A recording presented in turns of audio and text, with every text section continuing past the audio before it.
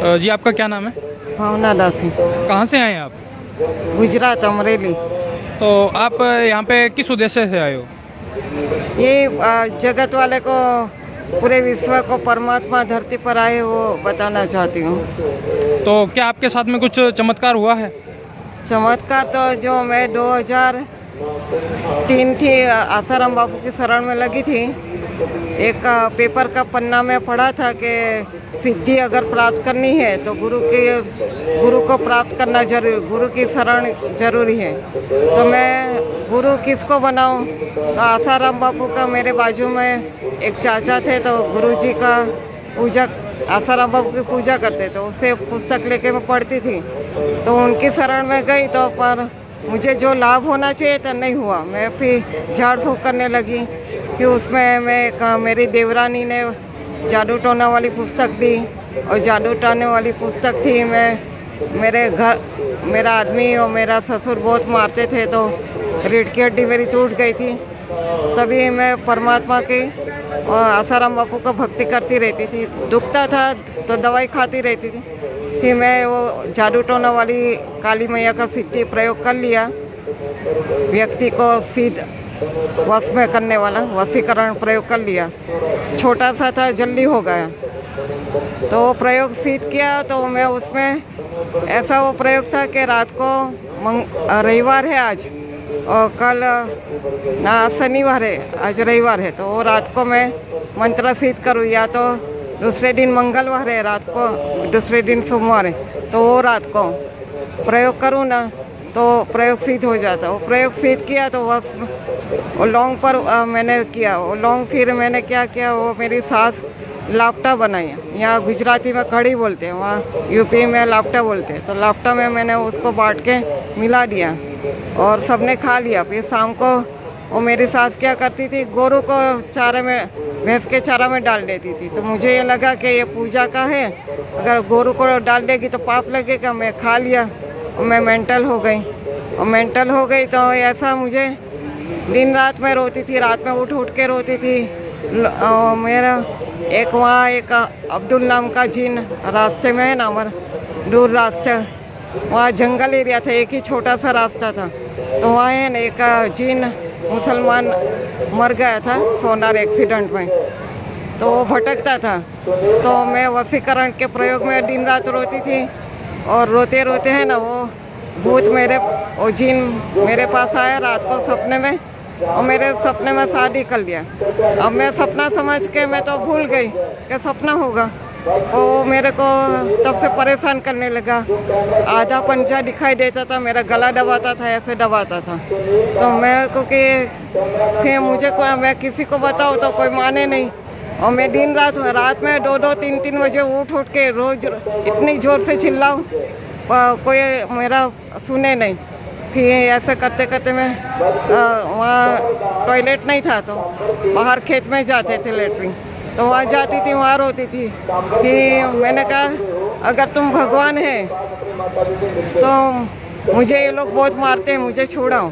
तो परमात्मा ने ना और आसाराम बापू के रूप में आए और मुझे लेके गए। मेरे मरे हुए माता पिता यमपुरी में कैद थे, वहाँ लेके गए तो वहाँ दिखाया बहुत ऊंचा चौतरा, इतना ऊंचा, ये तो पंडाल छोटा लगता है, बहुत ऊंचा। उसमें लेके गए, दरवाज़ा खुल गया और वहाँ खून का तालाब है पूरा भरा हुआ, खून मवाद का। मेरे मम्मी पापा की इतनी गर्दन दिखती है, और रोते हैं मेरे को देख के, कहते हैं कि बेटा मुझे बचाओ यहाँ से। आपको कैसे बचाऊँ? तो कहते हैं वो तीसरे लोक में परमात्मा बैठे हैं। तो जो ये परमात्मा है ना, वो ऊपर बैठे हुए थे, और वहाँ से किरण आ रही थी। वो इतना ऊंचे थे कि वहाँ तक की सीढ़ी कभी नहीं देखा मैंने। और उतना लंबा धागा भी नहीं कि वो उस धागा के सहारे चली जाओ। और नीचे पृथ्वी चींटियाँ दिखाई। मैंने कहा मम्मी मैं तो ऊपर दे, मुझे तो चक्कर आने लगे, मैं नीचे गिरूंगी ना तो मेरी हड्डी का पता नहीं चलेगा। तो कहते वो धरती पर आ गए हैं, तो मेरे को उनका एड्रेस बताओ तो मैं उनके वहाँ जाऊँ। तो जो धरती पर चित्र है ना वो दिखाया, हरियाणा में, पंजाब में। तब 2004 की बात है, तो मई जून की बात है। तो परमात्मा वहाँ मुझे दिखाई दिया, वहाँ उनका जो जगह है और ऐसे रास्ता है, 3 रास्ता है, ऐसे जाने का मंदिर परमात्मा का वो घर है, वैसे जाने का, वहाँ हरियाली है, यहाँ हरियाली है, और एक ऐसा रास्ता है। तो मैं जा रही हूँ टाठी में, जोत जलाई है, प्रसाद है, अमृत जल है, लेके जा रही हूँ। और काल देवता मेरे को भटका रहा है, काल देवता भटका दिया। तो मैं देखती हूँ पहाड़ के ऊपर ढेर सारे पहाड़ हैं, और पहाड़ के ऊपर बहुत सारे लोग रहते हैं, तो उसमें भटका देता है, मेरी जान पहचान हो जाती। दोबारा देखती हूँ तो मैं एक दरिया किनारा है, वहाँ सबसे जान पहचान हो जाती। फिर देखती हूँ तो मैं पीसी भरने जा रही हूँ, बस में जा रही हूँ सब भक्तों लोग के साथ, सबसे हंस मिल के जा रही हूँ। तो जैसा सपना देखा था वैसा हो गया। तो जैसे आप बता रहे हो कि उन्होंने बताया कि आपने पूछा कि भगवान आए हुए हैं तो वो कहाँ आए हुए हैं, और जो आपने उनसे एड्रेस पूछा तो उन्होंने आपको क्या एड्रेस बताया या भगवान का क्या नाम बताया? यही बताया कि भगवान आए हैं, परमात्मा आए हैं धरती पर, और जो धरती पर अवतार है ना वो चित्र दिखाए। तो कहा कि ये चित्र जहाँ तुझे मिल जाए ना, वहाँ तू वो परमात्मा खुद ही वो चित्र दिखा देंगे, तब तू पहचान लेना कि वो भगवान है। तो आप बता रहे हो कि जो चित्र दिखेगा आप उसे मान लेना कि भगवान है। तो आपने भगवान की पहचान कैसे की, या उनका जो नाम है आपको कैसे पता चला कि क्या नाम है भगवान का? भगवान का नाम तो मुझे पता नहीं चला, पर इतना कहते तो परमात्मा है, और परमात्मा ही वो आपको चित्र दिखाएगा। तो मैं ना 2011 से वहाँ आ गई, पहले तो 2010 में वसई में गई परमात्मा खोते खोते। जहाँ भी मंदिर जाओ वहाँ सब जगह वो रास्ता देखो, मिले नहीं कि मको के ये रास्ता नहीं है जो परमात्मा का है। ये सब हार गई ना। फिर मैं 2011 में दमन आ गई, फिर LIC वाले से जान पहचान हुई, पर मेरा हिम्मत नहीं पड़ी कि इससे LIC खोलवाऊँ। फिर 2018 में अचानक मेरे को प्रेरणा हुई कि LIC खोलो। मेरा हाथ पैर शायद बूढ़ा हो गया, तो मैं काम नहीं कर पाऊँगी। तो मैं परमात्मा के दया से मैं LIC खुलवाई। LIC खुलवा के फिर मैं मेरा रीढ़ की हड्डी बहुत दुखती थी, चल नहीं पाती थी, तब वो मैं दवाई खा के काम करती। तो फिर वो LIC वाले भाई मुझे सेलवास में काम लगवाए। फिर मैडम वहाँ गई थी 1 महीना के लिए इलाहाबाद अपने गांव, तो वो टीवी मुझे सिखा के गई थी।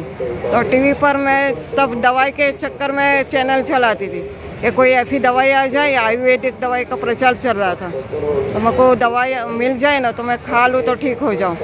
तो ऐसे मैं कितनी दवाई मंगवा चुकी मैडम से, और मुझे आराम नहीं हो रहा था।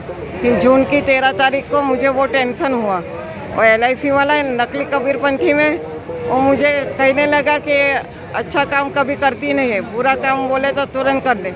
जबकि मैं अच्छा काम करती थी तब वो उसने मेरे को ऐसा बदनाम किया, तो मेरे को बहुत दुख हुआ। मेरे को कि जो मैं सपने में देखा तो भगत लोग तो मुझे प्यार से बोलते थे, ये तो नकली कबीरपंथी वाला, ये असली कबीरपंथी नहीं है। कबीर साहब का फ़ोटो मुझे मिला था, पहचान तो गई, और मैं ढूंढ रही थी कि कहाँ मिलेगा। फिर बाद में वो टीवी के माध्यम से जून की 13 तारीख को मैं सेव सम्मान की कहानी सुनी ना, परमात्मा बता रहे थे, तो मुझे इंटरेस्ट हुआ कि छोटे में मैं ऐसी कहानियाँ बहुत पढ़ती थी। तो मैं आखिर कहानी पढ़ी ना, भक्तों लोग का इंटरव्यू देखा ना, तो मुझे लगा कि ये मेरी तबीयत ठीक करेंगे। तो 1 हफ्ता हुआ तो मैं कहा कि अगर मेरे को इनको मैं देखा है, मेरे को अगर तुम परमात्मा हो तो मुझे जो मेरे मम्मी पापा ये चित्र दिखाए, वो अगर तुम भगवान हो तो वो चित्र दिखाओ तो मैं तुम्हें पहचानूँ। मैं मन में बोल रही थी, परमात्मा ने टीवी ने माध्यम से दिखा दिया। कहते कि इसको ढूंढ रही हो ना, ये मैं ही हूँ। मैं कोई मामूली इंसान नहीं हूँ, मैं वही परमात्मा हूँ जो तुमने अमर लोक में देखा था ना, वही मैं हूँ, धरती पर आया हूँ। तुम्हारे मम्मी पापा ने ये चित्र दिखाया था ना मेरे को। हाँ, तो फिर वो है ना, मैं रो रही थी, घर में कोई नहीं था। मैडम गई थी अपना पार्टी में, और जो माझी थी बीमार थी, वो तो दवाई के नशा में पड़ी रहती थी। फिर मैं बहुत रोई, परमात्मा मैं तो तुम्हें खोज रही थी।